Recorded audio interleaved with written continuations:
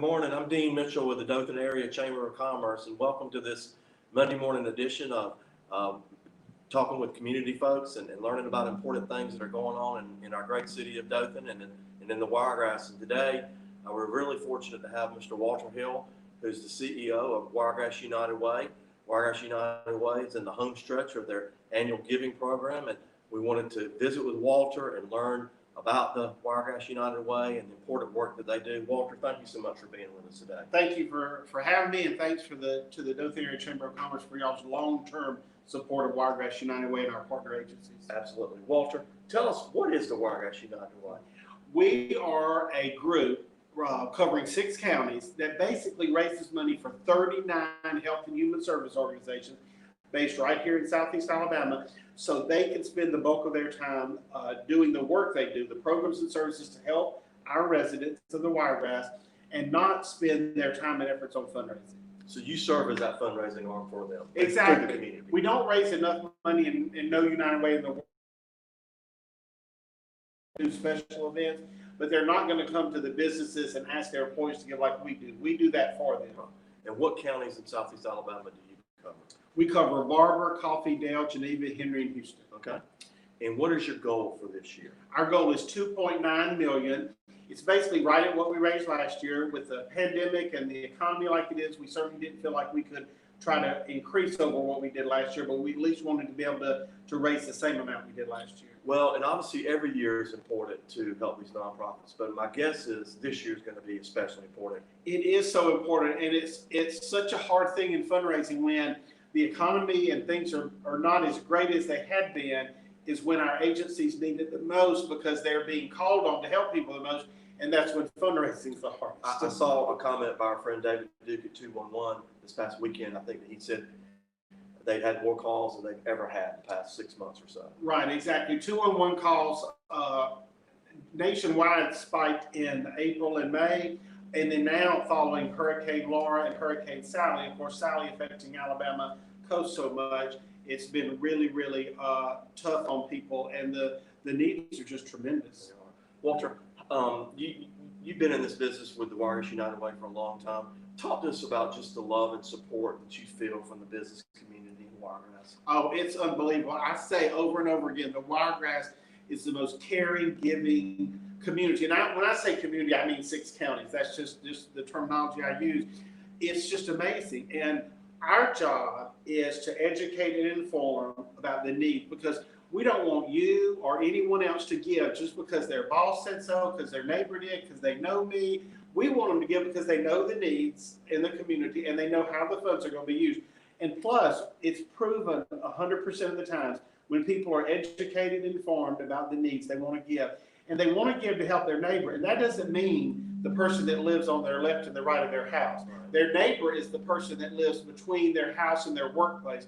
Their neighbor is the families of their children's classmates. Their neighbors are the people that live in these 6 counties. Those are who our neighbors are. Our neighbors are our friends in need. Exactly.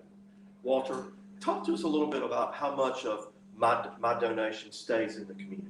Almost all of it. We pay United Way Worldwide is an international organization that we're a member of, and they raise money for us. They raise a tremendous amount of money for us each year from national and international companies. There's only 6 full-time and 1 part-time employee. We barely can cover the Wiregrass, much less travel to corporate headquarters to meet with them, nor would they see us. So they do that for us. So we pay 2 pennies of every dollar we raise in dues. And like I said, they raise literally hundreds of thousands of dollars each year for us. Just the Publix corporate donation, and that agreement was in place before Publix ever came here, and United Way Worldwide does that and continues to foster that relationship. Just their corporate donation every year is way more than our dues to United Way Worldwide. That's great. That's great.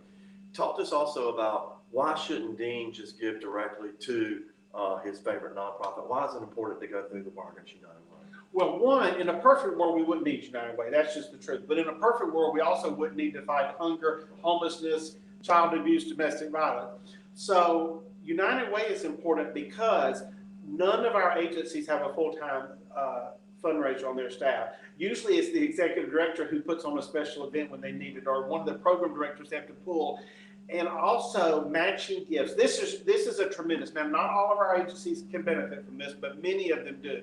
SpectraCare, for instance, if they get $100,000 from us, they're going to get a grant 4 times that. They're going to match that. And if you walked in and wrote them a $100,000 check, they would hug you and they would scream and cry and thank you tremendously.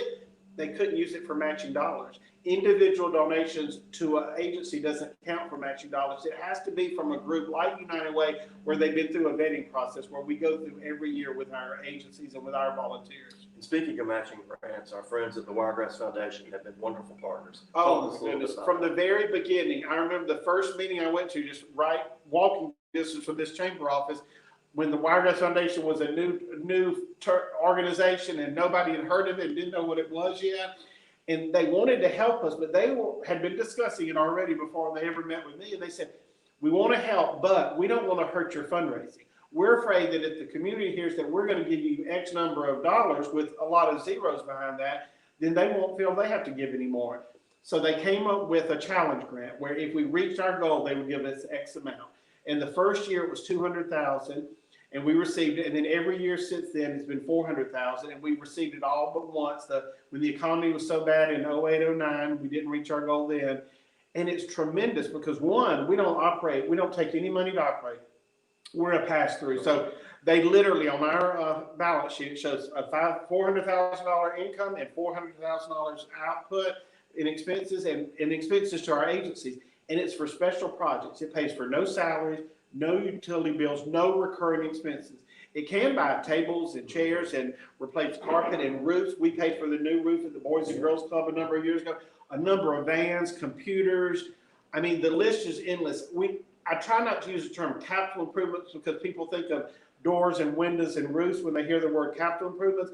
So I call it special projects. But it's no utility bills, no salaries, nothing like that. That's a recurring expense. Well, thank you to Dr. Barbara Alford and the Wiregrass Foundation board and the entire team over there. Exactly. It's been a tremendous benefit. I think we're over $5 million that they have passed through us, and 100% of that has gone to our agencies. And you're in the final home stretch here, and I believe you're going to have a bus tour here in the next week or so. Tell us a little bit about that. Well, we're finishing up our Pace Setter kickoff. We had that on July 30th, the hottest day of the year, I think. And we had to change our plans because of COVID, we did. And we did a 12.5-hour drive-through food drive for the food bank at our office. It was a great kickoff. We had great support. It was really a great day. If you ever think about doing a drive-through food drive, do it in the fall or spring, though, not on July 30th. But that was our time frame. We can't have our Pace Setter kickoff later. So now it's time for our bus tour. So we're going to go around all 6 counties Wednesday, September 30th. We are going to have our overall campaign chairs, Mike Schmitz and Judge Rose Gordon and Les Peralt from Ozark, our board chair, and some of our staff. We're cutting down the number of people on the bus since we'll be together all day.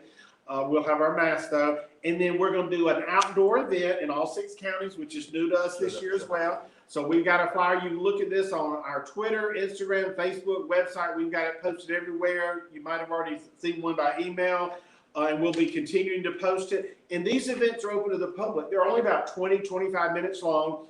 We'll start in Slocum at 8:30 for Geneva County at the gazebo in downtown Slocum, then head to Enterprise Farmers Market at 9:30, the amphitheater in downtown Ozark at 10:30, the farmers market outside in Eufaula at noon, the square in Headland at 1:45, and then in Dothan downtown at Porter Park across from KBC and Sticks and Combs. That's next door to Naomi and Olive and Bird and Bean at 2:30 to wrap up the day. And we'll also recognize some of our outstanding pace setters that already finished their campaign. And then it gets everybody excited and really rejuvenated for the rest of the campaign to try to reach this goal. Well, that's awesome. And Walter, thank you so much for what you do in the community. And thank you to the Wiregrass United Way for the difference that you're making in people's lives all over the Wiregrass. And businesses still can participate, those that are interested, correct? Oh, yes. It is not too late to participate. They just, they're this far into that campaign. No, we sign up people year-round basically. But if anybody's watching that wants to participate, contact us at the Wiregrass United Way, 792-9661. You can find our information all over the place, social media, our website, and reach out to us. We'd love to come to companies. We're doing meetings virtual by Zoom, however we need to do to reach people, because our goal literally is to try to reach 100% of the people to give them the opportunity to give. And like I said at the beginning, if we educate and inform them about the needs, we're confident that people will give. That's great. Thank you so much for your leadership and your stewardship of this great organization. And my final reminder to folks today is live united and give united. Thank you. Thank you.